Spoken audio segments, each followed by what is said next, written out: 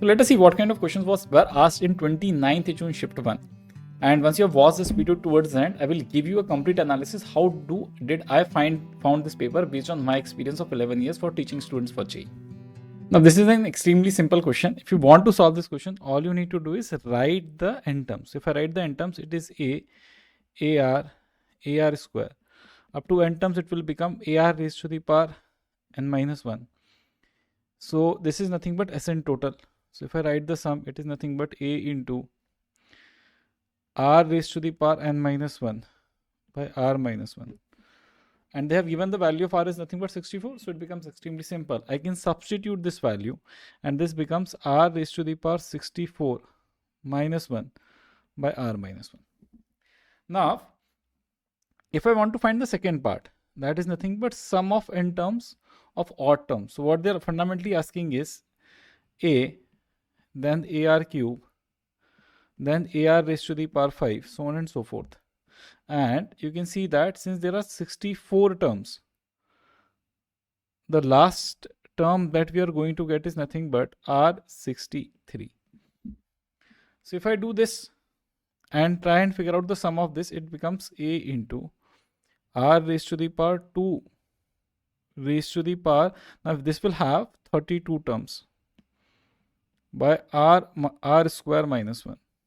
So once you have done that, the second part is also there. And if you simplify this, it is coming out to be very simple. It becomes r raised to the power 64 minus 1 by r square minus 1. So you can see that this is one such question that every student who is writing this paper can do. So you can watch out for such questions in the exam that you can easily catch and solve it. So if I substitute this in the original equation that is given to me in the question, what I can do is the left hand side becomes a into r raised to the power 64 minus 1 by r minus 1 is equal to a into r raised to the power 64 minus 1 by r square minus 1. And you can see that there is a 7 here. So let us also write this 7. You can see that now the numerator part, this part is getting cancelled out.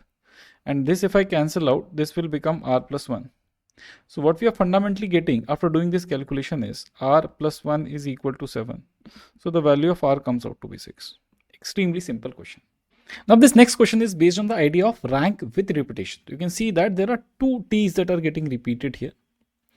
So what you need to do in this is, the first step is always to arrange it in the ascending order of alphabets in dictionary. So if I start with E, the next would be G, then the next would be nothing but N, then the next would be nothing but the two T's, then W, and then Y. You need to count whether you have included all the 7 letters or not. This is very important, otherwise some mistake might happen. Once you have done that, in the next part, what we are going to do is, let us write this G20. And once you have written that, now in the third step, we can directly write the answer. So answer is nothing but this. Since there are 7 letters, we will start with 6 factorial, plus dash into 5 factorial, plus dash into 4 factorial, plus dash into 3 factorial, plus dash into 2 factorial, plus dash into 1 factorial, plus dash into 0 factorial. So once you have done that, what you can realize here is basically it is a very simple question. Now all I need to do is fill in this blank. So what is the logic and the method behind that? So what we are going to do is, we are going to start with G. What we will observe is, before G there is only one letter, so we'll fill this with 1. But since there are 2 T after that, so we'll divide it by 2 factorial, because these 2 T's are getting repeated. Then the next is nothing but T. So if I take this T, before this T you can see that there is again 2 letters, so we'll write 2 here. And since there are still 2 T's, we will write 2 factorial here. And after that, if you look into the next letter, it is nothing but W. So before W, you can see again there are 3 letters. So let us remove this W. And now there is no need to write 2 factorial here, because 1 T is already getting utilized. In the next part, you can see before E there is nothing, so 0. Before N there is nothing, so 0. Before 1 factorial, before T you can see that there is nothing, so again 0. And for the last one, we always take 1. So this is what we can do. If I do the calculation, I will get my answer. So answer is nothing but, this is nothing but 720 divided by 2 plus 120 plus 3 into 24 plus 1. And if you simplify this, it comes out to be nothing but 360 plus 120. And this will become nothing but 72 plus 1. If I add it up, my final answer comes out to be nothing but 553. Check the calculation. If there is some error, you can correct it. Now, this is a very simple question based on binomial theorem. Though syllabus says that the properties of binomial theorem are not in the syllabus, but this question requires you to use the properties. But the question is very simple. In the first, let us write the general term. It is 11CR by R plus 1. In the second, let us apply the properties. So we can multiply by 12 and divide by 12. And what will happen as a result is this part we can now write using the properties as nothing but 12CR plus 1. Now in the third part, let us reconstruct the series. So you can see that the value of R that is coming in the first term is 1. So if I start from 1, this becomes nothing but 12C2 plus 12C3. And the last, you can see in the last term, the term was nothing but 9. So what we need to do is put 9 here. So this becomes 12C10. Now this sum is also very simple, because if you want to find the value, you can see out of all the terms, that is 2 raised to the power 12, I need to just subtract the first term, then the second term, then the last two terms, that is 12C11 and 12C12. Now if you simplify this in the fourth step, what you will get is nothing but your m by n by m. So your n by m in this question will come out to be nothing but, if I simplify this part, this becomes nothing but 2035 divided by 6. So value of n comes out to be 2035 and the value of m comes out to be 6. And if you add n plus m, it comes out to be 2041. So this is the value of n plus m, and what we need to do is subtract 8 out of it. So if I subtract it, I get my answer. So if I subtract 8, the answer will become 2033. If I look into this next question, it talks about probability that a die rolled and you get 2. The condition is that this number of dice can be thrown infinite number of times, and whenever this number is obtained, it is always obtained on an even number toss. That would mean I can get it when I am throwing it for 2 times. So now what is happening is, in the first one I am not getting it, but in the second one I am getting it. So for not getting 5 by 6, for getting 2, it is 1 by 6. Now the second time what can happen is, it can be obtained in the fourth throw. In the first 3 throws you are not getting it, but in the next one you get it. We will keep on doing this. Next will happen when we have 6 throws. So 5 by 6 raised to the power 5 into 1 by 6.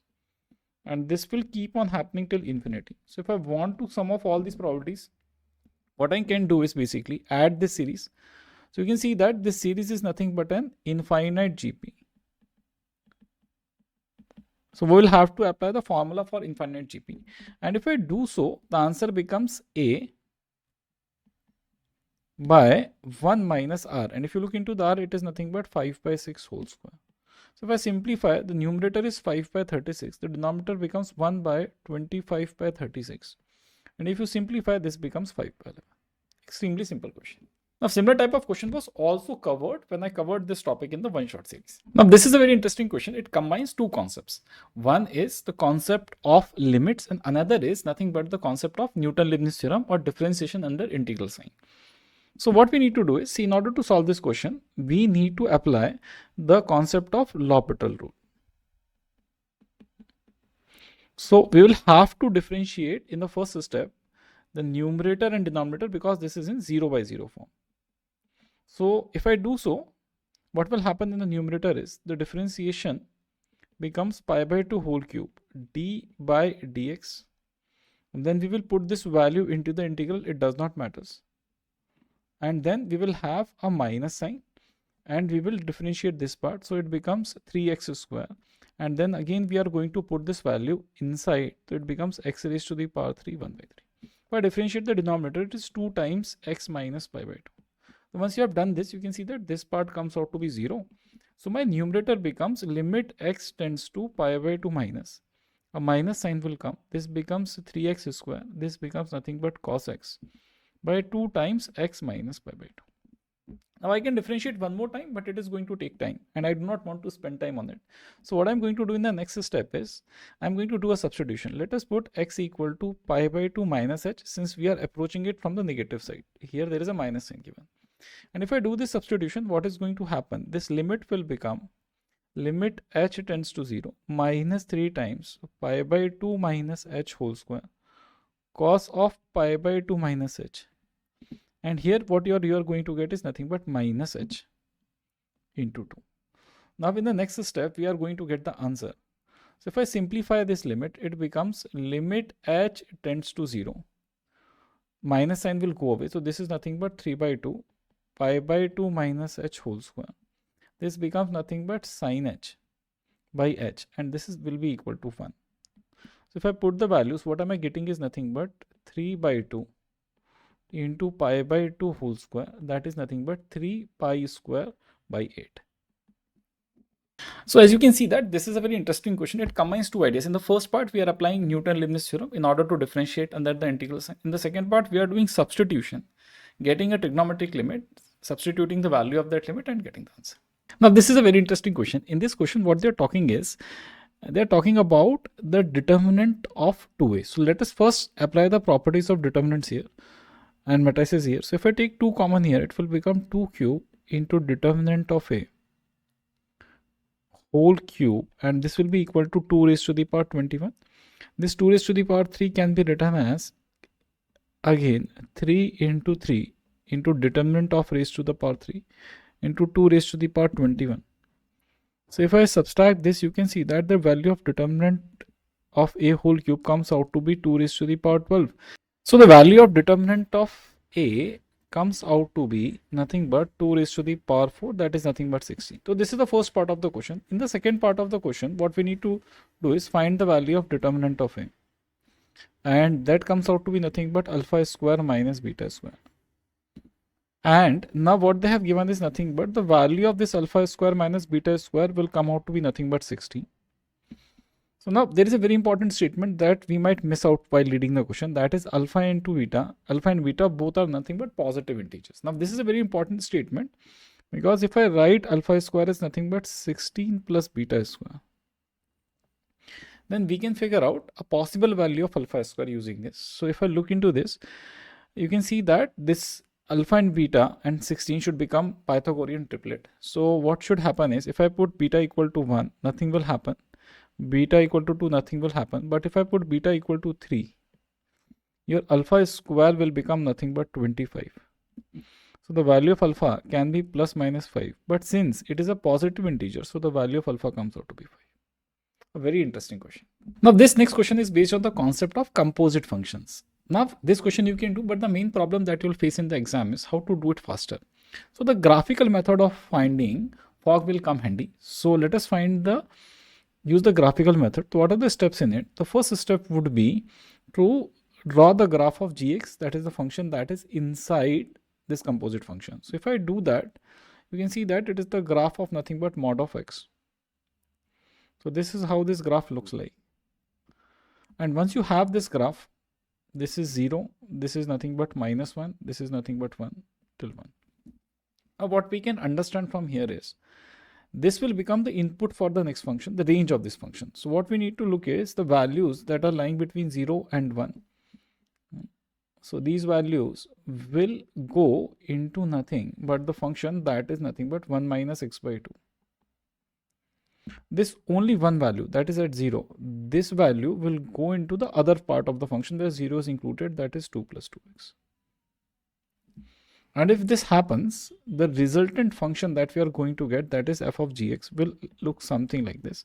So if I talk about values between minus 1 and 0, for that the function that we have is nothing but minus x, that will go into this function and generate 1 plus x by 2. So if I'm putting values between minus 1 to 0, the function is nothing but 1 plus x by 2. If you look into 0, this will go into 2 plus x. So 0, if it goes into 2 plus x, it will generate value 2. So it is 2 for x equal to 0. And now if I look into the remaining part, that is this another function, this is nothing but x. This will go into again this function and generate 1 minus x by 2. You can see that for the values of x between 0 and 1, the value of the function becomes 1 minus x. This is a shortcut of finding the composite functions. Once you have plotted this, the next is how to find the range of this f of gx. So in order to do that, let us plot the graph of f of gx. So if I plot the graph, let us see what do I get. So if I start from minus 1, then it will be 0, then it will be 1. So what is happening at minus 1, it will attempt, the first part will achieve its minimum value, that is 1 by 2. So it will start with 1 by 2, go till 0. At this point, the value will become 1. And this value was nothing but 1 by 2. And again, the similar process will happen with the other part of the graph, like this. And you can see that at 0, another point is there, that is nothing but 2. So if I want to write the range, I can write it as plus 1 by 2 to 1. This is the range that we are getting. 1 by 2 is included, 1 is not included, union 2. Now this next question is based on the idea of linear differential equation. It is a very standard format that is given to you. So the steps are very simple. Find the integrating factor. It is nothing but e raised to the power integration of p dx. P in this case is given as nothing but this quantity. So this becomes integration of minus sine 2x. Remember this minus sign, by 1 plus cos square x dx. You can see that whatever is written in the denominator, the differentiation is given in the numerator. So this becomes e raised to the power ln square x. And if you take this value, the value of integrating factor comes out to be 1 plus cos square x. Now in the second step, the solution is very simple. Y into integrating factor, that is 1 plus cos square x, is equal to 1 plus integrating factor into q, that is sin x by 1 plus cos square x. See, after doing these steps, it has become really simple. This part will get cancelled out. And the solution becomes y into 1 plus cos square x is equal to minus cos x plus c. In the third part, we will find the value of c by putting x equal to 0 and y equal to 0. If you do so, the left hand side will become 0, right hand side becomes minus 1 plus c. So the value of c from here comes out to be 1. And in the fourth step, now what we can do is, we can put the value of pi by 2. So y of pi by 2. Now this part will become 0. This will also become 0 and 1. So you can see that y of pi by 2 comes out to be 1. Extremely simple question. Now this question is based on the previous year JEE question that came on the similar idea. So what you can do in such kind of question is, there is a trick to solve this question. The trick is you put this in half angle formula. So you can see that your cos x is nothing but 1 minus tan square x by 2 by 1 plus tan square x by 2. Sin x can be written as nothing but 2 tan x by 2 upon 1 plus tan square x by 2. And similarly, tan x can also be written as nothing but 2 tan x by 2 upon 1 minus tan square x by 2. So for this question's purpose, what I am doing here, I am putting tan x by 2 as nothing but t, so that it is simpler to solve. In the second part, what we can do is we can substitute this value. The first part becomes 1 minus t square by 1 plus t square. The second becomes 5 times 2t upon 1 plus t square is equal. So if I simplify it further, it comes out to be 4 minus 4t square plus 10t is equal to 1 plus t square. So if I simplify, what I'm getting is nothing but 5t square minus 10t minus 3 is equal to 0. What we can do is we can solve this quadratic, get the value of t. So it comes out to be 10 plus minus root of b square, that is 100, minus 4a and c by 2a.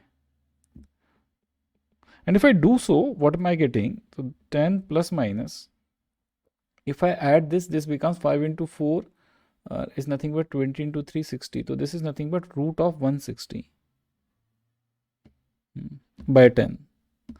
And in order to do it faster, I can divide it. So it becomes 1 minus root of 160 by 100. And you can see that again, if you see, And now we can find the answer in the third step by substituting this value of t in the formula of 10x by 2. This becomes 2t by 1 minus t square. Now this next question is an extremely simple question based on the idea of solving equations based on complex numbers. So what we need to do in such is just substitute the value of z from here. If I do so, it becomes 1 by 2 minus 2i plus 1 modulus, and this will be equal to alpha times 1 by 2 minus 2i plus beta times I plus 1. If I simplify the term on the left hand side, it is nothing but 3 by 2 minus 2i mod. And this comes out to be nothing but the real part becomes alpha by 2 plus beta. And the imaginary part would become nothing but 2 alpha plus beta. Now, if I want to find the value of this part, it is nothing but 9 by 4 plus 4 root of this, and then we have this real part and this imaginary part. From here you can see that since there is no imaginary part on the left hand side, this minus 2 alpha plus beta will be equal to 0. So the value of 2 alpha will be equal to beta. This is the first part. Now in the second, what we can do is from the remaining, I can compare. So alpha by 2 plus beta, this comes out to be nothing but 5 by 2. And since beta is nothing but equal to 2 alpha, so alpha by 2 plus 2 alpha will be equal to 5 by 2. And what we can do from here is the value of 5 alpha by 2 will become 5 by 2. So we can see that alpha comes out to be 1. Since alpha is 1, beta will be equal to 2. So we can find the value of alpha plus beta. That comes out to be nothing but 3. Extremely simple question. Now, similar kind of starts bits question have earlier also been asked in JEE. So what we need to do is we will get two conditions. The first condition we'll get when we apply the condition for mean. So if you take the mean of the data, so 60 plus 60 plus 44 plus 58 plus 68 plus alpha plus beta plus 56 by 8, since there are 8 values, will come out to be nothing but 58. If I add all the terms on the left hand side, this becomes nothing but 346 plus alpha plus beta will be equal to 58 into 8. And this comes out to be nothing but 464. So if I want to get the value of alpha plus beta, it comes out to be nothing but 118. And so if I got this value in the second part, what I need to do is get another condition by the variance that is given to us. So for variance, what is the formula? Variance is nothing but a summation of xi minus x bar whole square by nothing but 8 in this scenario. So this is nothing but 66.2. And if I subtract 58 from all the values, the first value will become nothing but 2. So this becomes 2 square. Next one is also 2 square. 44, if I subtract, it will become nothing but 14. And then the next term will become nothing but 0. The next term will become nothing but 10 square. Then we have alpha minus 58 whole square plus beta minus 58 whole square plus 2 square divide by 8. So if I simplify this, what is going to happen is this 66.2 into 8, we'll have to do this. We'll have to add up all these values that are there with us. If I add them up, what I get is nothing but 520. And then I have, if I open this bracket, alpha square minus 2 into 58 into alpha. And the next one will become 58 square. The next part becomes nothing but beta square minus 2 into 58 into beta plus 58 square. And this left hand side, if I simplify further, I can get my answer. The left hand side will become nothing but 529.6. We have nothing but 520. Alpha square plus beta square because I want to find it. Then what I have is nothing but 58 square into 2 plus nothing but minus 2 into 58 into alpha plus beta. If I want to simplify it further, what will happen? This 520 will go on the other side. This becomes nothing but 9.6. On the right hand side, I have got the value of alpha plus beta square that is asked in the question. And then if I take 58 common from the 2 into 58 common from the terms, what we have got here is nothing but 58 minus 118. And if I simplify this part, this becomes nothing but 9.6 is equal to alpha square plus beta square. And then the remaining part, that is 2 into 58 into 60 minus 60. Now what you can say is I can take all the terms on the left hand side and get the value of alpha square plus beta square. So this becomes nothing but 9.6 plus 120 into 58. Simplify and get the answer. Now this question is based on the concept of arithmetic progression and AOD. So what we can do here is, what they're saying is product of first, fourth and fifth term. Now we know that the sixth term in the first part is given to us as 2.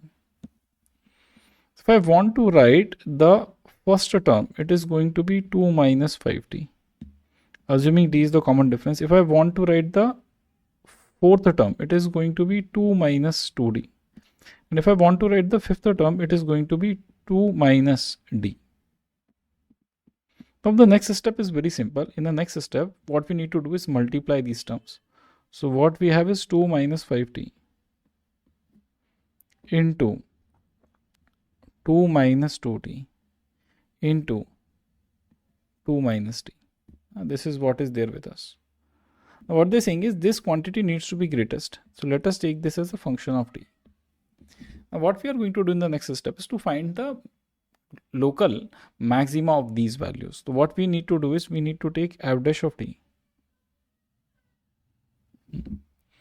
And if I do it, what am I getting? The differentiation of first term becomes nothing but minus 5. 2 minus d into 2 minus d. The next term becomes nothing but the first term will remain intact and the next term will get differentiated. So we'll get minus 2 into 2 minus d. And then for the third term, it will get differentiated. So we have 2 minus 5t, 2 minus 2d into minus 1. What we need to do is put this equal to 0, do the calculation and get the value of t. Now this is a very interesting question, was asked on the idea of indefinite integral. If you look into this, this is the hint of this question. So what we just need to do is we need to simplify the question. And this is the greatest hint because you will see how it works out. So now what you can do is from the denominator, we can take sin x common. So what I have left with is nothing but cos square x. Tan x can be written as nothing but sin x by cos x. And what is it? Remaining here is nothing but sin square x. Once you do that, this 1 sin x will get cancelled out.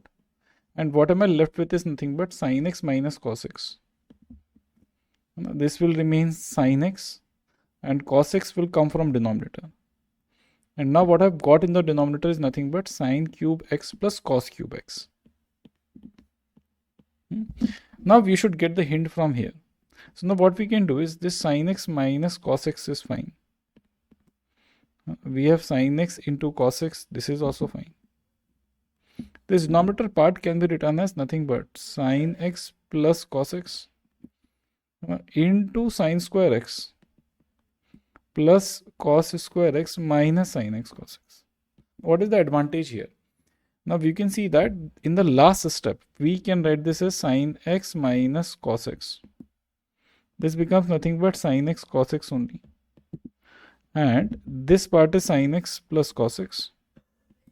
And now this becomes 1 minus sin x cos x. So you can see that there are two terms only in this question. So in the next part, put the sin x minus cos x as nothing but t plus cos x. So if I do so, what I'm getting is cos x minus sin x dx is equal to dt. So this is one thing, and this is very important step. Another thing what we can do is using this first statement, I can find the value of sin x cos x if I square it. So if I square it, this becomes sin square x plus cos square x plus 2 sin x cos x is equal to t square. So the value of sin x cos x from here comes out to be nothing but t square minus 1 by 2, because this part has become nothing but 1. So it becomes an extremely simple question. Now, if you substitute all of these things, your question transforms into nothing but minus t square minus 1 by 2. Denominator becomes, this part is nothing but t. This will also become t square minus 1 by 2 dt. And now you can see it has become a doable question, because now we will be able to split it into two different integrals. So you can see that if I divide by 2 per se, this becomes nothing but minus t square plus 1. And this becomes t. And then this will become 2 minus t square plus 1. So it becomes nothing but minus t square plus 1 by t into 3 minus t square. And if I do just one more step, I should get my answer. So this becomes t square plus 1. And you can see that this is nothing but 3t minus t cube dt. So now what is happening here is nothing but whatever is written in the denominator, the differentiation is there in the numerator. Okay. So you can just put the value of minus t cube plus 3t as nothing but v. So this becomes nothing but minus 3t square plus 3 dt is equal to dv. And now this makes our question extremely simple, because now in the numerator what we have is nothing but dv into 1 by 3. And this becomes nothing but v. And you have got your answer. So now there are three things that I noticed while writing this paper. The first thing is basically, despite you knowing the question, most of the students will know the method to solve the question. But when they will do the calculation, that calculation part is difficult or it takes time. And because of that, you might not get the right answer. So the paper is easy per se. And if you look into the paper, it might look out to be very it might make out to be a very simple paper. But when you will actually solve it, you will see that the calculation is lengthy and answer might not match. And based on this observation, I think that despite it being at a lower level compared to last year, still the students might get the same kind of marks as they get in the last attempt, because they will spend more time doing physics and chemistry rather than mathematics.